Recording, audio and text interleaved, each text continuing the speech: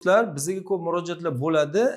Oddiy bosh og'rig'i bilan migren bosh og'rig'ini qanday farqlab olsak bo'ladi va qaysi holatlarda shifokorga murojaat qilishimiz kerak degan ko'p savollar tushadi kuzatuvchilarimizdan. Shuni ko'rsatib o'tmoqchi edik biz sizlarga. Demak, migren bosh og'rig'i albatta oddiy bosh og'rig'idan farqli o'laroq doimiy xarakterga ega bo'ladi. Xurujsimon, demak 5-6 soatdan to 72 va undan oshiq soat doimiy og'riq bilan kuzatiladi. Og'riq demak qaysi sohalarda asosan ko'pincha bir qancha zonalarga bo'lishimiz mumkin migren og'riqlarini. Demak, chakka zonasi. Chakka zonasida shu chakka sohasida yoki bu chakka sohasida almashlab og'riqni bo'lishi. Demak, bir tarafda og'riqni bo'lishi va kuchaygan xuruj paytlarida shu chakka sohalarida xurujsimon, demak pulsatsiyali og'riqni mavjud bo'lishi.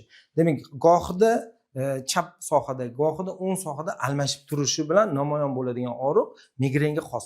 Xuddi shu sohalarda demak ko'ngil aynashi bilan kechuvchi og'riqlar bo'lishi mumkin. Yana keyingi bir sohamiz migrenda ahamiyatli sohamizdan biri bu frontal soha deymiz. Demak, peshona, qosh va ko'z atrofi, orbital soha peshona sohaga og'riq beradi. Bu yerda shu qoshni ichida, qoshni ustida goh o'ngda, goh chapda yoki bo'lmasam almashlab turuvchi og'riqni bo'lishi, qoshni mana shu ko'z bilan ichki burchagiga mana shu ko'rsatgan sohamizda og'riqni bo'lishi va bu og'riqni yuqori qismga, peshona sohasiga tarqalishi bilan namoyon bo'ladigan og'riq ham zonalar shu migren belgilaridan biri bo'lishi mumkin. Ko'zni lo'qillatib og'rishi, burunni bitishi va burunni ichi bilan shu ko'zga boruvchi og'riqlarning bo'lishi ham migrenga xos og'riqlar hisoblanadi.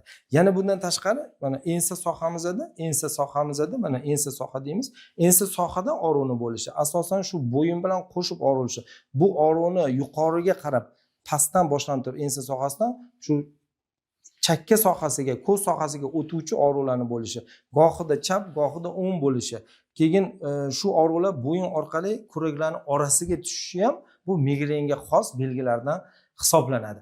Albatta migren og'riqlari boshqa bosh og'riqlariga nisbatan kuchli, xurujsimon bo'lib o'tadi, ko'ngil aynashi bilan bo'lib o'tadi. Yorug'likka sezuvchanlik, shovqinga sezuvchanlik, hattoki odamni tovushiga, balandroq chiqqan tovushi ham bu odamga, demak, migren xastaligi bilan og'riyotgan bemorga ta'sir ko'rsata oladi. Hidlarga sezuvchanligi bilan farq qilib olsanglar bo'ladi.